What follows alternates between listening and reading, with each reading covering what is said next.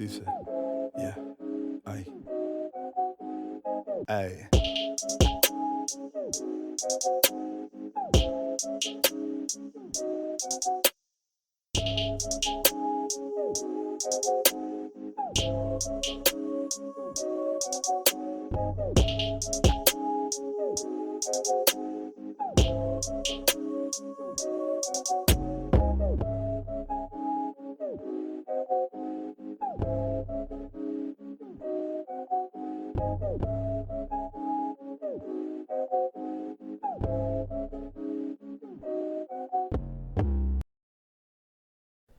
Some conversations feel like sitting down with a friend who's been through the fire, but can still laugh, reflect, and break things down in a way that hits home. Today's guest, Mordy Gottlieb, is that guy. Mordy's story isn't polished, it's real, from navigating family expectations to finding his own path, from early struggles with identity to discovering what actually makes a person strong, stable, and centered. Morty brings a level of honesty that's refreshing and surprisingly funny at times. In this episode, we talk about what shapes a person long before they even realize it, the hidden pressures men carry but rarely name it out loud, and the moment Morty realizes he needs to slow down and starts living for himself, not for the noise around him.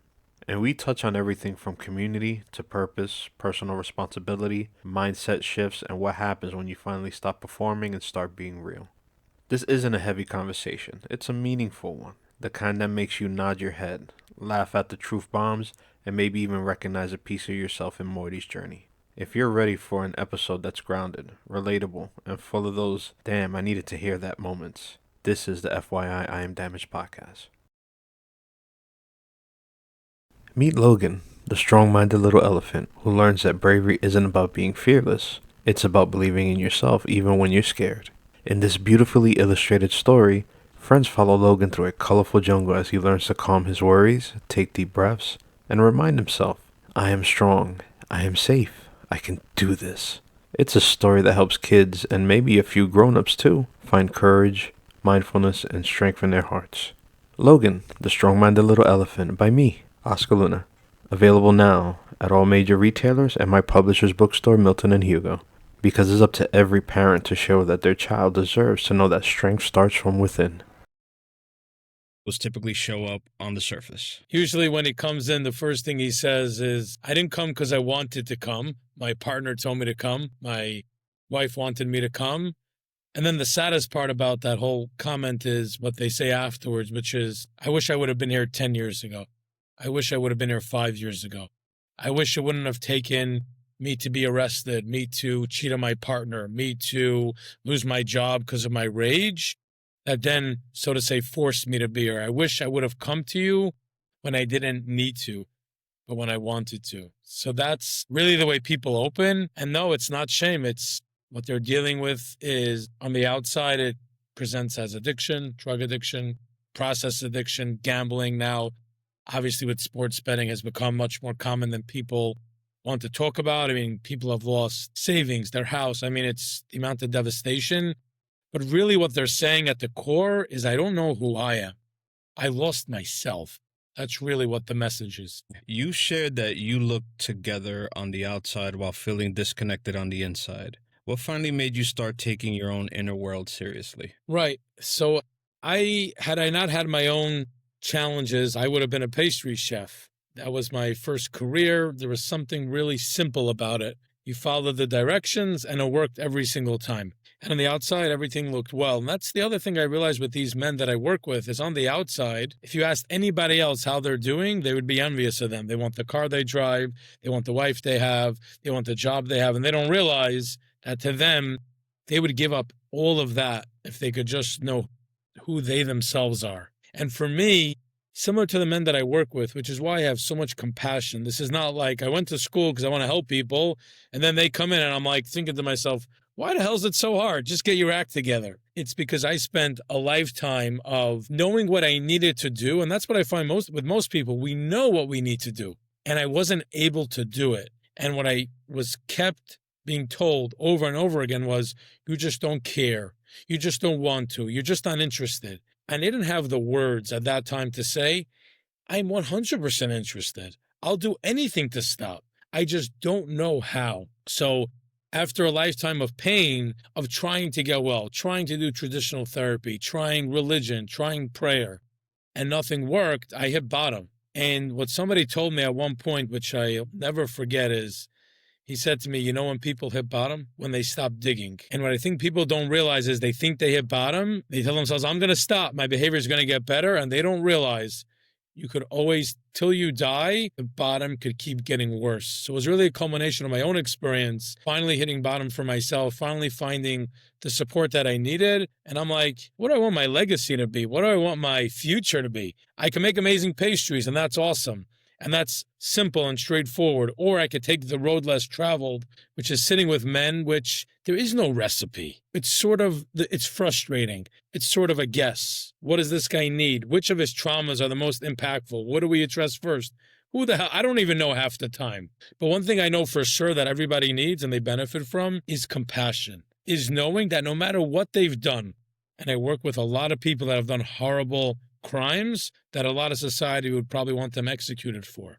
But when they get to realize that somebody else could accept them, I don't condone the behavior, but that doesn't mean that who they are at the core is evil. So many of them have been hurt in so many ways, and we can unpack it. But ultimately, my experience of devastation and finding freedom has motivated me to want to help others to do the same. Thank you. I received that. It's very, very direct. And you get a lot of people who talk around it and kind of glaze on it. And it's like, just get to the bulk of it, especially when you're dealing with men's mental health issues where the old sayings, put yourself up by your bootstraps, men don't cry, and all that stuff is like, no, that doesn't apply now. And even if a man does cry, that doesn't make him weak. And by whose standards? By what generational standards? Yeah. And one of the challenges that men have, and this is not their fault, is we've conditioned our society, we've conditioned women to not have space for us. So a lot of guys will say, well, should I share this with my wife that I'm feeling overwhelmed? I say, that might not be a safe place for you. And that is unfortunate as a society, which is why I really believe that every man needs a men's group and a group of dudes to support them. So that's the other place, finding safe place for support. And it's really tough for that man who has someone that they love and they're just like, no, wait, you should be doing this with me in certain ways. But as a man and having other men acknowledge that, hey, look, you're not alone in this. And I had a conversation before with a previous guest, and it's the loneliness.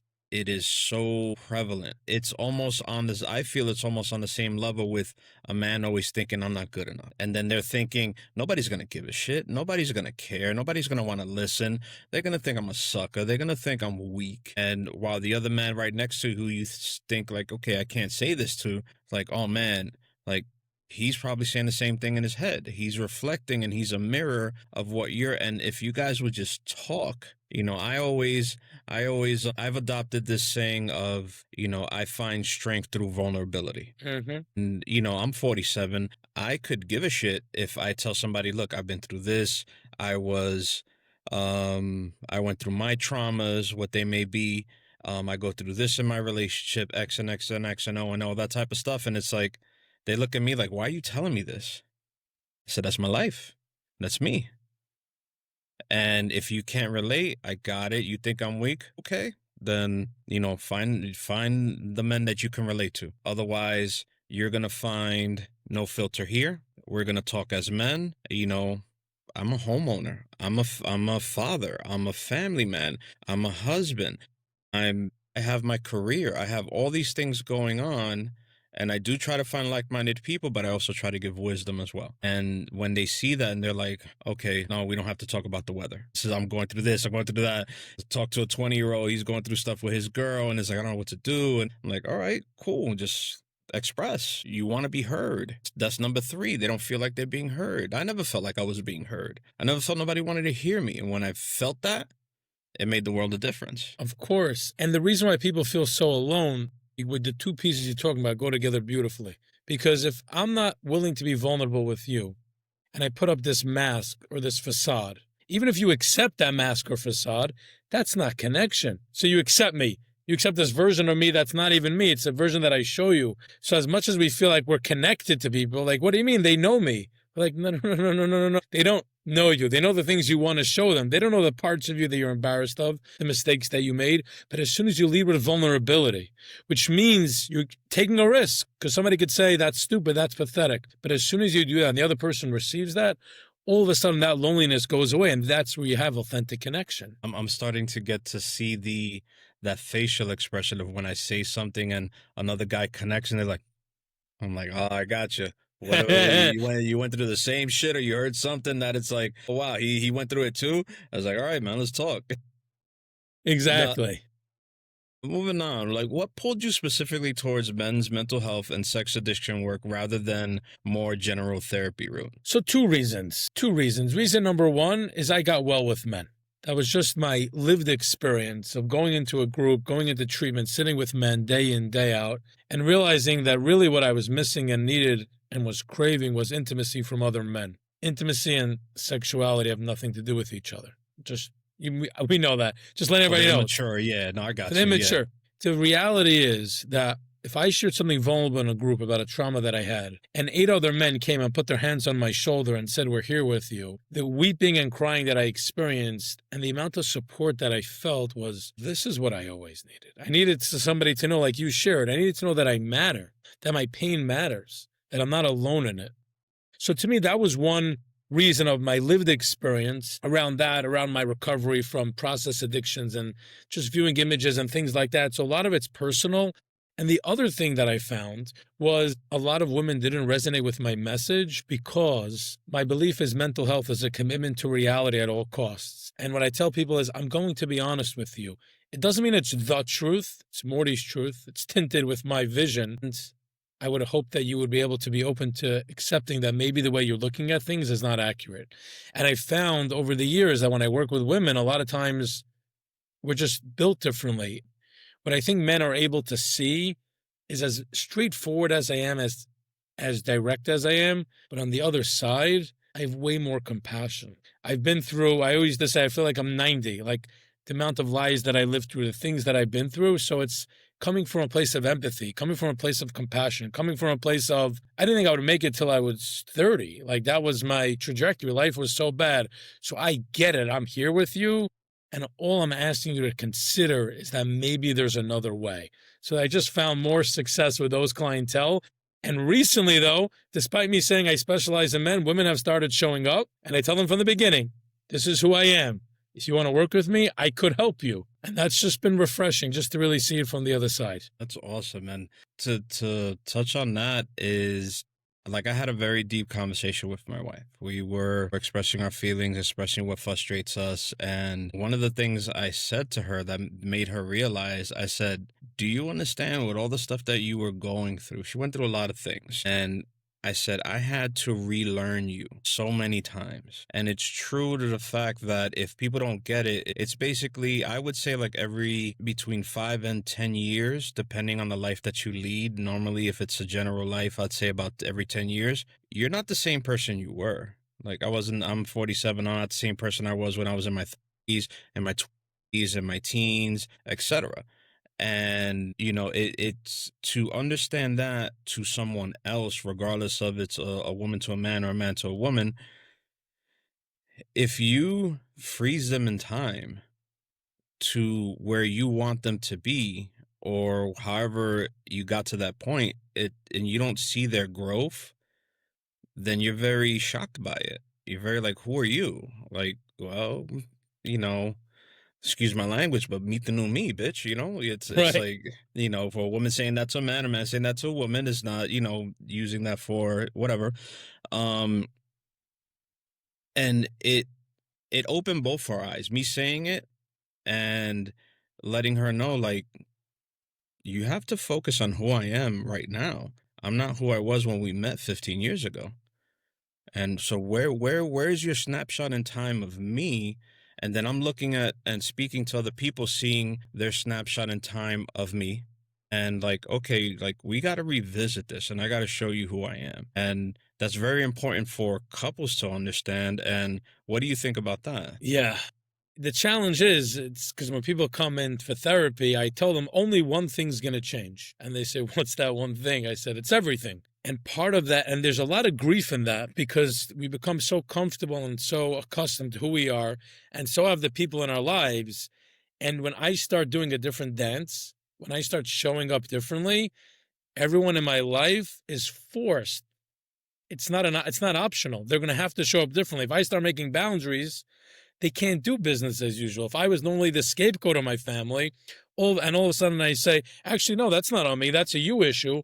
They're forced to deal with that. And I think one of the challenges that happens that I notice in couples is this is no matter which partner, so to say, enters treatment, is that one partner will enter treatment, they'll get the help they need, and the other partner is staying the same because they blame their partner, which is normal and happens, but then their partner starts shifting, and then they're like, I didn't know this is what healthy was.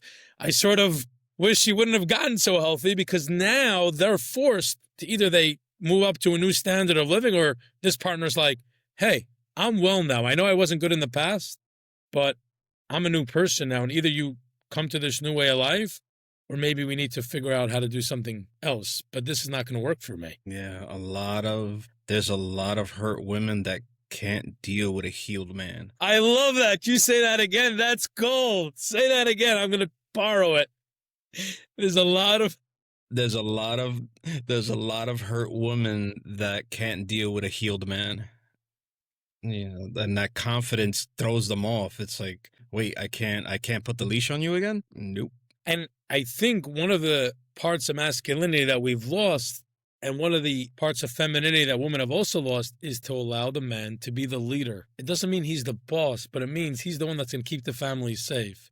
If he goes out to work every day from 5 o'clock and comes home at 5 o'clock and says, hey, one night a week, I got to take care of myself, we need to be supported too. We're human beings as well. And how do we reteach our partners? Because I think one of the challenges that I faced over the years in relationships was that I was too nice.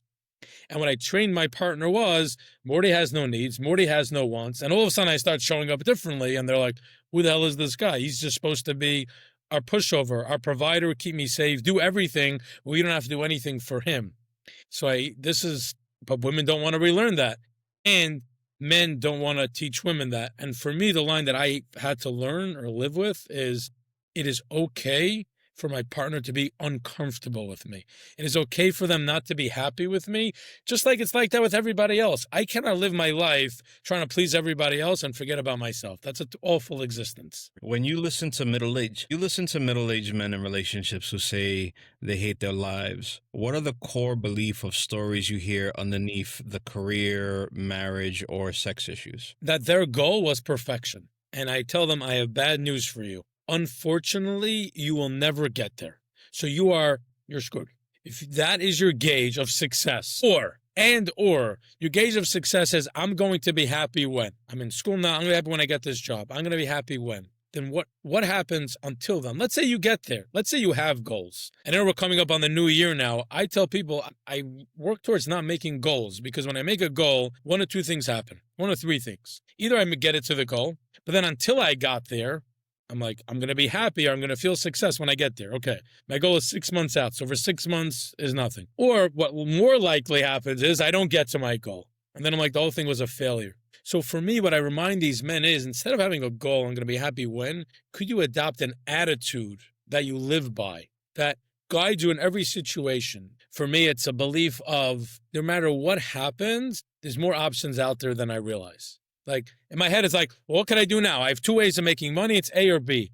But I realize the universe is a very powerful place. The universe, so many times, so I thought my career is going in this direction, and the universe is like, actually, we're going in this direction. And it's like, I didn't think of that. So obviously, there's more opportunities out there than I realize. So how do we help men accept? And there's grief in that. And I'll tell you why. If I spent 30 years invested in trying to be perfect, and then somebody tells me, actually, that was the wrong goal, you're like, so why the hell did I spend so much time and I'm so miserable?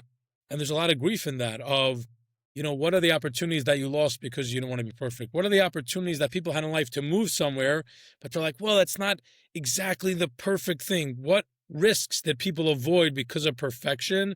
And there's a lot of grief, and a lot of men don't want to experience grief. Like, sadness is not an emotion that we have permission to feel. So instead we show up with anger, because that's manly. Although people don't realize that anger and rage hurt people, But when I'm sad and grieving, I end up healing myself. And because of that, the people around me also heal. Exactly. That you have to get connected to yourself. You have to see that tough part in you and process it and learn from it and not just bottle it up.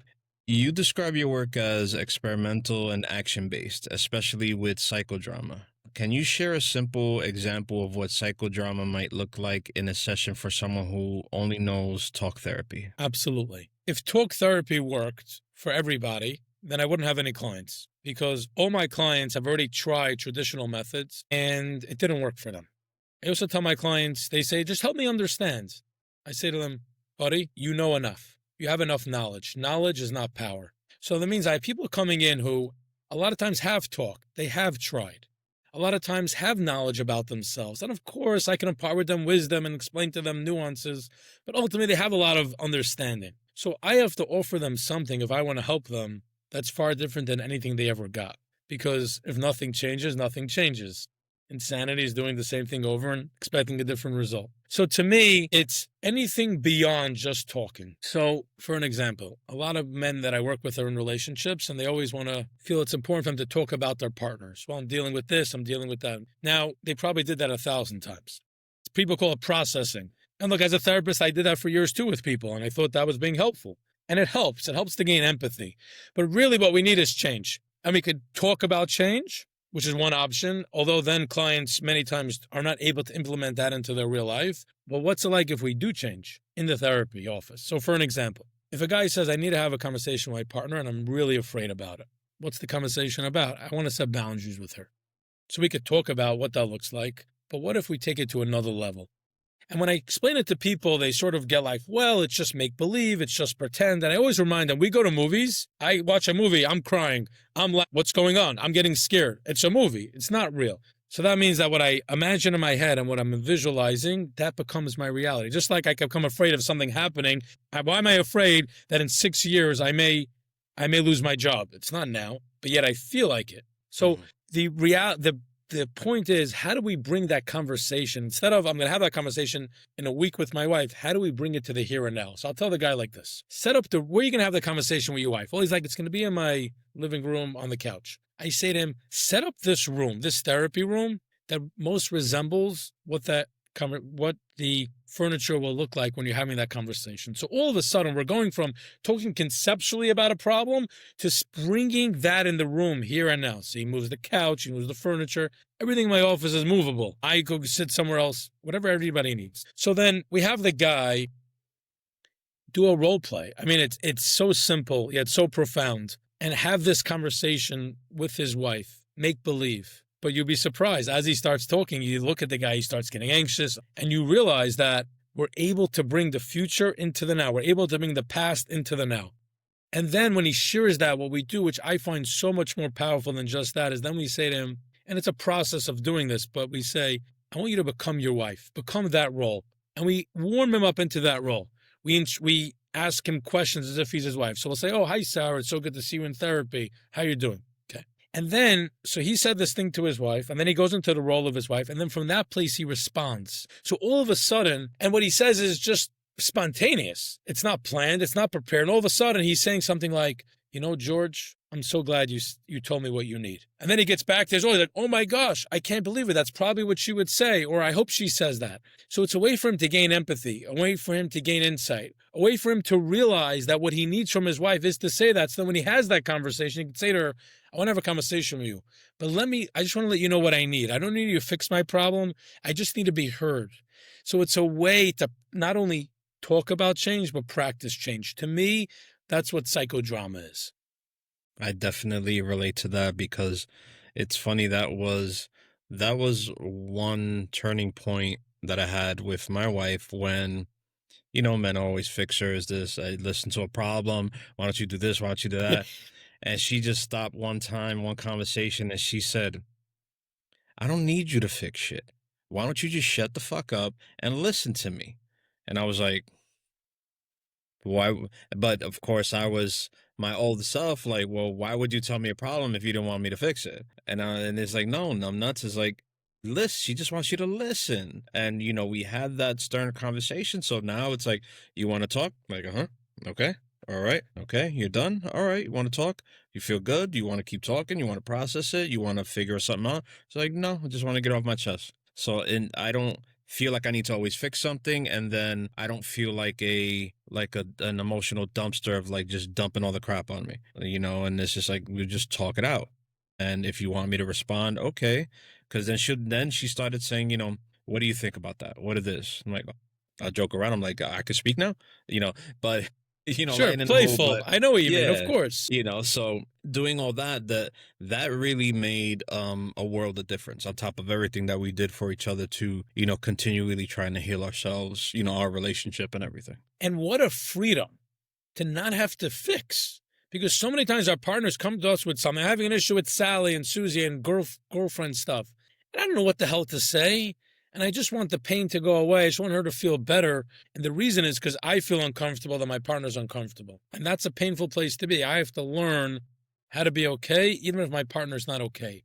And what a freedom to know I'm not here to fix anything. I'm here just to listen. And somebody told me something powerful a few weeks ago that really changed the way I listen to people. He said, instead, listen to understand. Don't listen to respond. Because then people realize you're just being present. And if I'm not trying to fix it and I just need to have empathy, I could truly take a deep exhale and just listen to understand, because that is the fixing, so to say. That is the healing. That's really all they need.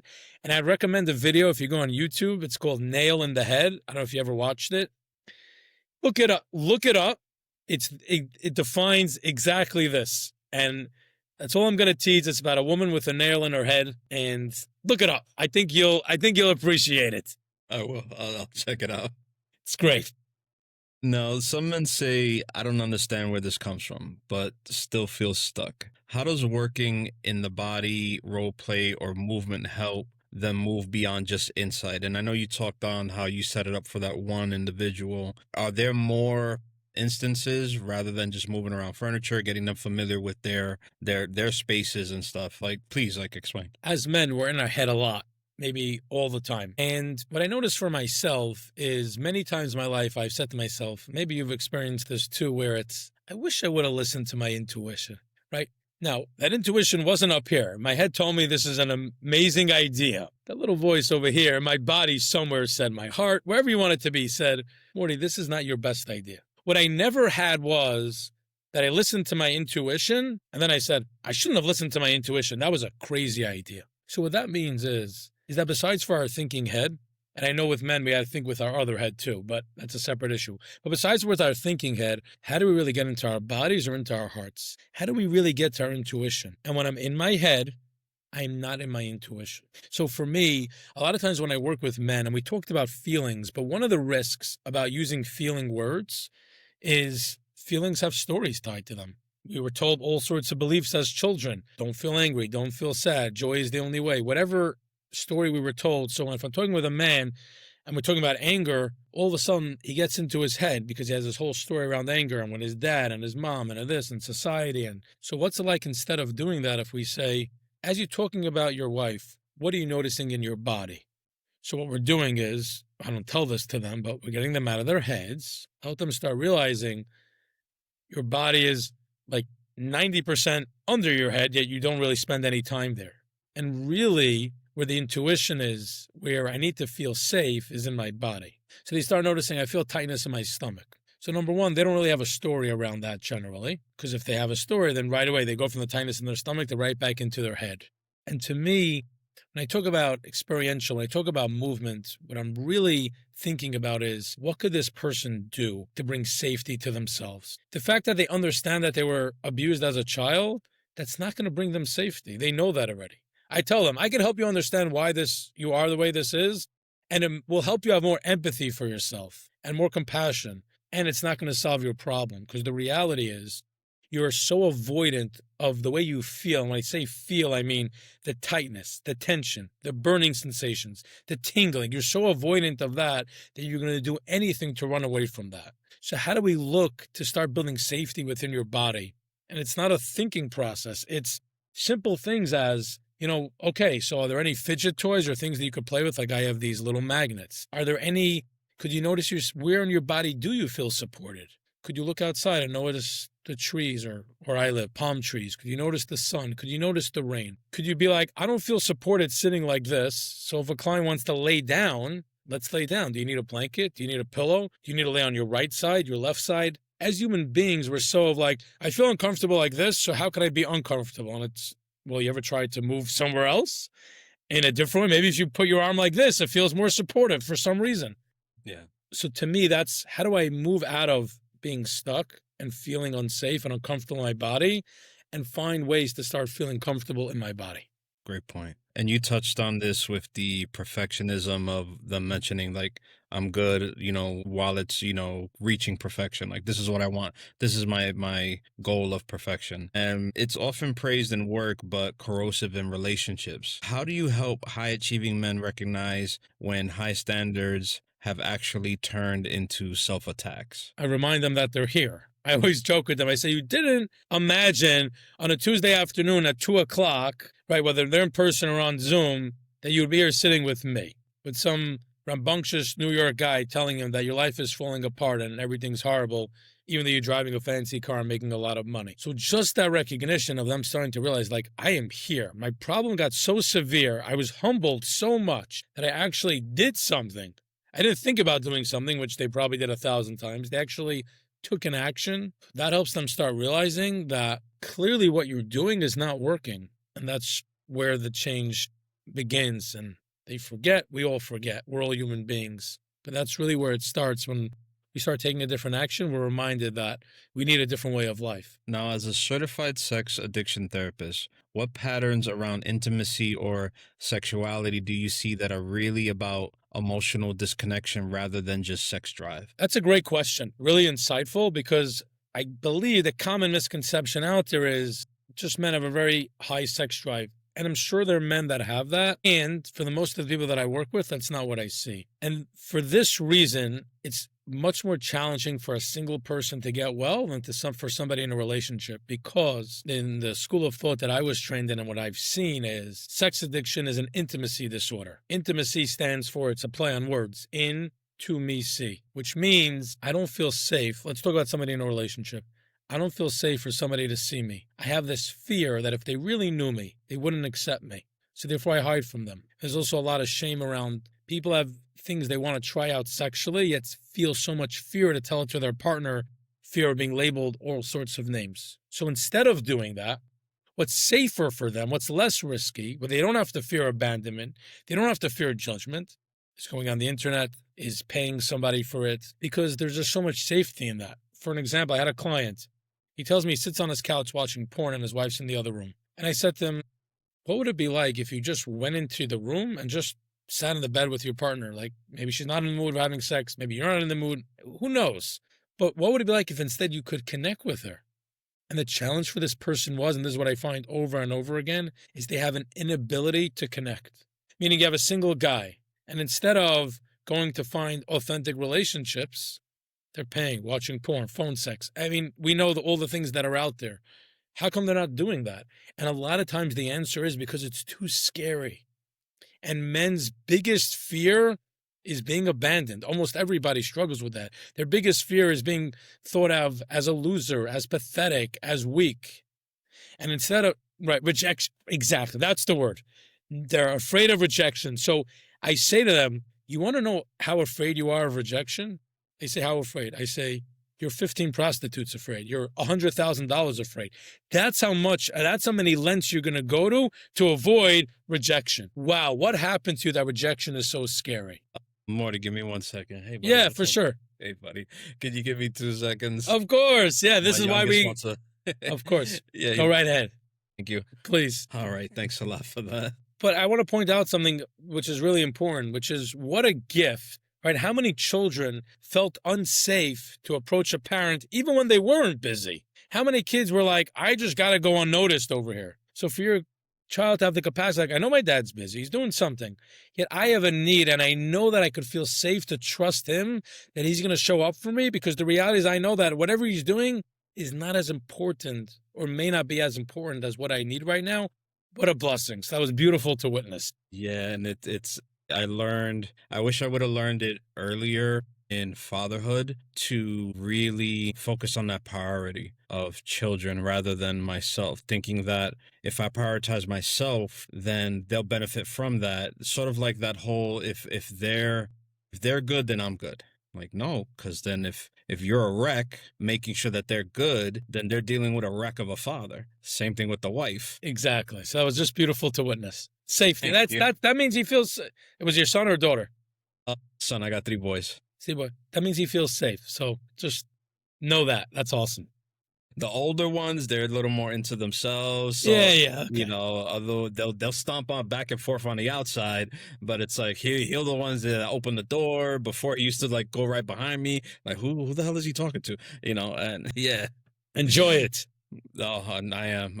I miss them when they were smaller, but I like seeing them growing into their personalities. Of course. Now, what does it look like in real life when a man starts to redefine strength from control and performance to connection and honesty, rolling off of your last explanation? Like, how does it look like when they're finally like turning that corner? First piece is it's terrifying for them. And this goes back to the piece that we talked about at the beginning that I'm so happy you brought up, which is nobody knows what to do. He's not sure what to do. He's like, is this real? Could I really be vulnerable? Like, I'll take a risk. I'll have a good experience. And be like, okay. And then the people in his life, could we trust this? Because they'll be like, he promised us 1,000 times he's going to change. So is this really going to be real? So there's a lot of doubting. And the people in his life have to start showing up differently. Because what ends up happening is he came in because his wife had an issue, and now he's here and he has an issue with his wife, which he never had before. And what I see most of the time happen is change takes time, and change could happen very fast. So as partners start seeing like this is real, as they start to accept, which we all have to do, that our partners are not going to be perfect. And even though he's got into recovery and is getting well, he's not going to be perfect. You know why? Because neither am I. And that's something that I really had to humble myself. Like, I'm not perfect, so of course they're not going to be perfect. And what happens is the intimacy deepens. The husband starts taking risks, and all of a sudden the wife is like, oh, I could also start taking risks. There were so many things that I was afraid to tell him because she would get angry or he would feel like this is not okay. And what happens is their connection deepens, and each of them start feeling safe. So instead of having this spiral or this cycle of I come home dysregulated, so my partner becomes dysregulated, so I become dysregulated, and we have this vicious cycle that goes on, it becomes I'm feeling safe, so all of a sudden my partner could start feeling safe. They feel safe, I feel more safe. And it's more of a give and take and more of a balance. So for me, when a guy comes in with sex addiction, what I'm looking for is, of course, he has to stop the behaviors. And the way that we could do that is by helping him feel more connected to his partner, taking more risks. And risk doesn't mean he has to tell her every single thing he did. That's a whole separate conversation. But risk means in telling her, actually, I had a rough day at work today. My colleague didn't show up and everything was on me. And then another risk looks like when she says, well, I don't care. Another risk is to say, hey, babe, that's not what I need. I just need you to let me know that I'm okay and I need a hug. And we have to start changing the dynamics and doing a different dance. And what couples experience, what I tell them is, you're going to experience a far better, a far healthier relationship, a far more meaningful relationship than you ever thought possible. I definitely relate to that. How do you talk to men who are afraid that if they open up emotionally, they'll lose respect from partners, co-workers, or even themselves? Like, right. This is, again, the person may have the knowledge, like, it's probably a good idea for me to try things differently, yet it feels so scary. And to push somebody, so back in the old days, I would just believe, let's just push them, so to say. Let's push the guy off the cliff and show him that it's not so scary on the other side. But I've since learned, it's very old school. We did that way in treatment, working with clients. It was real back in the old days. But what I've learned is that's not safe for somebody. Somebody says, Mordy, this doesn't feel safe. And I tell them to do it anyways. They're like, well, how could I ever trust then if I'm safe or not? So we don't do that anymore. So to me, you're right. It might be too risky to tell your partner something, which is why we're here in this session. Could we start taking risks over here of things that you maybe thought you would take to the grave? For an example, I had this group that I would run, one of the most powerful groups. It was called 10 Secrets and 10 Lies. And obviously you have to be skilled at helping people feel safe with each other. And this was an ongoing group that met. They were there for like 3 months, but they met 4 times a week. So they were very close with each other. And while maybe they weren't ready to share 10 secrets or 10 lies or things that they were ashamed of with their partner, what's like an opportunity to share it in a safe group where you have a facilitator that's going to protect you. We have other peers that you already know and trust with this information. And when we start doing that, we start practicing. So again, it's To me, it's all about experiencing. It's all about practicing. All right, you don't know how to do that. It's too scary. Great. Let's not start out with a level 100. Let's start out with a level 50. It's intense. Let's start out with something very small. The fact that you showed up here and they didn't shame you, like, oh, that's true. The fact that you showed up here and talked about these bizarre behaviors that you have shame for, and I said to you, oh, that's normal. A lot of guys are doing that. So you could start to learn that maybe people do have space for, and you could take a risk. So it's really about starting in the smallest areas.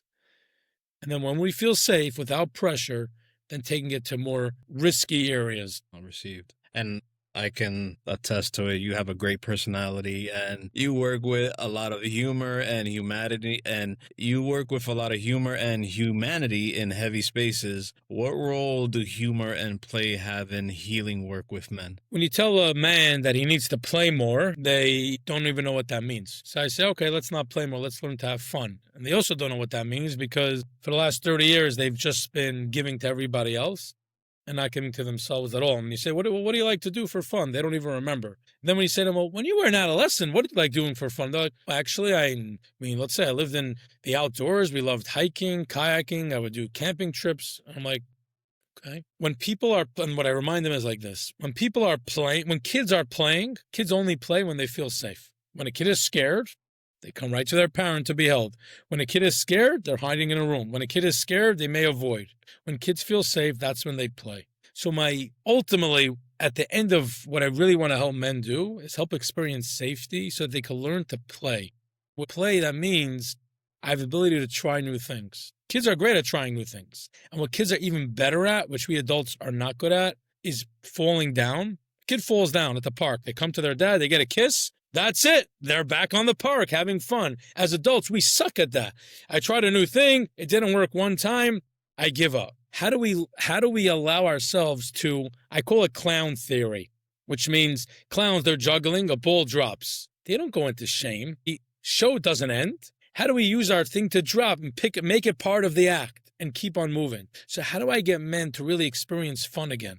I said to them, if you're not experiencing fun, which means if you're not nurturing yourself, if you're telling yourself day in, day out that you don't matter, that's not a way to live. That's not living. That's a living death. How can we get them to start realizing there's not just one or other, there's not just black or white. Either your options in life are A or B. Sometimes it may be, but most of the time, to any problem they have, so what I do with my wife, to either say it or I don't say it. It's like, well, maybe there's 85 other angles. But when we're so stuck in our heads, we're just very rigid. If I tell a guy, all right, get up, let's start walking around the room, and let's see what comes to how you can handle this problem. Oh, all of a sudden, magically, they sort of 7 other ways that they could approach the problem. If I said to him, okay, let's put on a song that you think could inspire you to have more ideas. They put on a song. All of a sudden, they have 3 more ideas. People don't realize we're not stuck. People think we're stuck and we have to wait till we feel better. People don't realize I need to be a thermostat. I need to be in charge of the way that I feel. I need to take ownership of that. I'm not a victim to the way everyone else feels. I'm not a victim to the way society told me that. And part of doing that is letting us know that we matter. And we do that by having more fun. And we have fun when we're playing. So that's really how they all come together. Awesome. And yeah, it's, you gotta find that little kid again. You have to, especially a lot of men need to do that or just try something. When you look at men's mental health culturally, what shift would you like most to see in how we talk about men's pain and men's responsibility? I really want men to be celebrated that we do take on so much. I want men to be celebrated that in many places, and it's not always, and obviously society has shifted, but as a whole, men are carrying the load for their families. The ones that are worried about the finances are the men. When there's not enough money in the bank account, many times the one that's getting the second job, and hopefully it is, and this is on every man to do, is to go get that second job or that third job. They don't realize, and we're not celebrating the fact that we don't just look day to day. We look at the bigger picture. We have the vision of, well, what's our family going to be like in 5 years or 10 years? We're planning for that. We're thinking about retirement. We're thinking about investing for college for our children. It all looks like, all you do is go to work and then you come home and just want to have a good time. We're like, no, we're the visionaries. We're making sure that you have what you need to keep the home a safe home. And what we don't realize is if we just took a little bit better care of ourselves, the home would be an even safer place. Because imagine we were 10% better. We had 10% more patience, 10% more capacity, 10% more tolerance, slept just 10% more a night. As much as we're doing now, we'll be able to do far more. And really accepting that men are dealing with a lot. even though it may not look like it. And the only reason why it doesn't look like it is because nobody talks about it. But on the inside, I see day in, day out men coming in and they believe they're the only one. And like you said, if they would just turn to the guy next to them, everyone could relate to fear. Everyone could relate to shame. Everyone could relate to feeling not enough. Does it look exactly the way it looks like for you? No, but nobody talks about it. So we live in a society where everyone thinks, oh, men are doing great. And the reality is men have feelings too. Men have experiences too. And I wish they were celebrated for how much of the burden we do carry and how much of responsibility we do hold. And how deeply we care. As men, we get labeled, oh, they don't care. No. I care deeply. I just can't get caught up in too much because then I'm not going to have capacity to do what I need to do. But of course we care deeply. That's what keeps us motivated. That's what gets us out of bed every day. Just wish we cared a little bit more about ourselves. That's one of the main reasons for my podcast is like, I want to help a lot, anybody who I can. But with seeing how what I went through and what I am going through, I said, men need a lot of help. Men need this awareness. They need that self-awareness to say, okay, I come first. I need to come first, because if I don't come first in healing, in reflection, in just having time and doing all of that, how am I going to put my best foot forward? And women need to realize that when your man can put his best foot forward, is because when he focuses on himself and you don't feel that he's ignoring you, you feel like if you change your mindset to say he's making himself better, he's not ignoring me, he's not disregarding me, he's not doing all these things that make me feel unsafe. But of course, yes, couples need to check in with each other to realize that, because then the stories start coming up, even between men and women. And they create these stories within themselves when it's like, dude, just ask. Like, miss, just ask. But then you develop this whole thing in your head and like, no, that's it. Okay, just ask, talk, have that. And sometimes shouldn't be regarded as a tough conversation. It should be regarded as a wonderful conversation with someone. You've already honored each other by being in a relationship. He's there for you, you're there for them, whether you're married, about to be married, or just starting the relationship. Once you realize that you're there for each other and you check in and say, instead of what are you going to do for me, it's, what can I do for you? And you hold up that mirror and say, well, you don't do that for me. So it's like, this is going to be a problem. And then that just, turns on the light bulb and like, oh shit, like we need to do this shit together, or you know what, I gotta go, or she's gonna leave. It's an amazing dynamic. That, do you feel a lot of people just get that down the road, or do you see young men with that mindset, or they're just aware of it and it doesn't really apply yet? I mean, what is your take on that? Which piece specifically? Of course, when you get older with your experiences, any wisdom that you held on to just realize that, to know that, to be a better man, you need to focus on yourself, and then also work in tandem with your mate. That's why, to me, these conversations are vital, because most people end up learning it, like the men that come to me. Oh, now I know. Okay, so I'm 48 and I have 4 kids, and now I'm realizing that I didn't show up as I wanted to as a father because I didn't take care of myself. That's unfortunate and sad, which is why we have these conversations to help people realize I take care of myself so that I could take care of my partner, and my partner takes care of herself so she could take care of me. But if there's no I, what are we doing here? And one of the challenges is that we have as men is that we so desperately, besides for fear of rejection, we so desperately want to be in a relationship. So I'm like, okay, if this is the cost of being in a relationship, to negate myself, I guess I'm going to do it.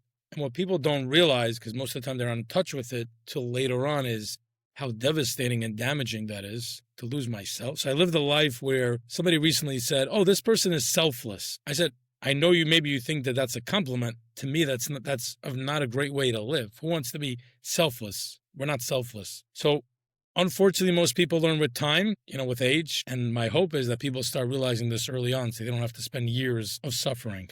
Very true. Very true. And thank you so much for your time. Where can listeners find you and the Game Changers group if they resonate with your approach and want to explore this kind of work further? Absolutely. You could Google me, Mordy Gottlieb. I come up all over the place. My website is thegamechangergroup.com. schedule a free 15-minute call. I don't know if you'll get well, but we'll for sure have a fun conversation, and you'll probably learn a thing or two.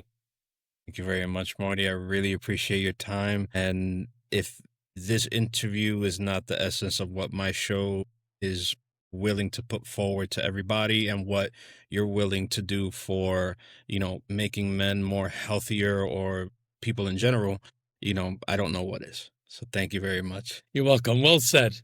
Thank you.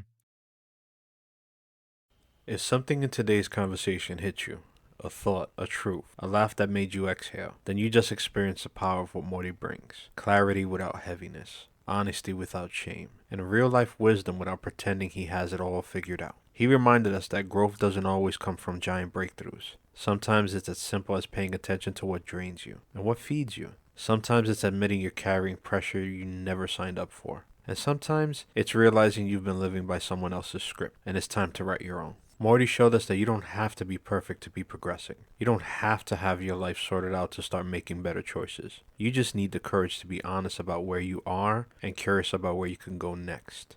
If today sparks something, no matter how small, hold on to it. Let it guide you into your next step, your next conversation, your next version of yourself. Until that next time, stay open, stay grounded, and keep showing up as the real you. That's where the healing starts and where the good stuff begins. Adelante, siempre por tu mente. Forward, always for your mind. This is the FYI I Am Damaged podcast.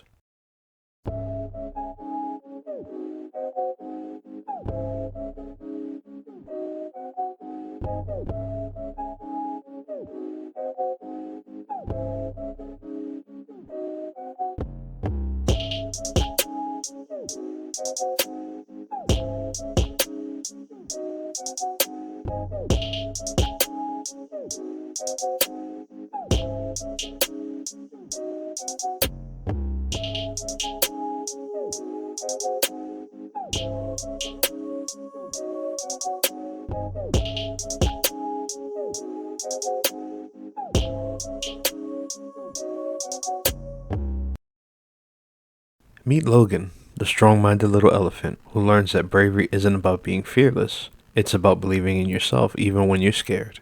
In this beautifully illustrated story, friends follow Logan through a colorful jungle as he learns to calm his worries, take deep breaths, and remind himself, I am strong, I am safe, I can do this. It's a story that helps kids, and maybe a few grown-ups too, find courage, mindfulness, and strength in their hearts. Logan, the strong-minded little elephant, by me, Oscar Luna. Available now at all major retailers and my publisher's bookstore, Milton and Hugo. Because it's up to every parent to show that their child deserves to know that strength starts from within.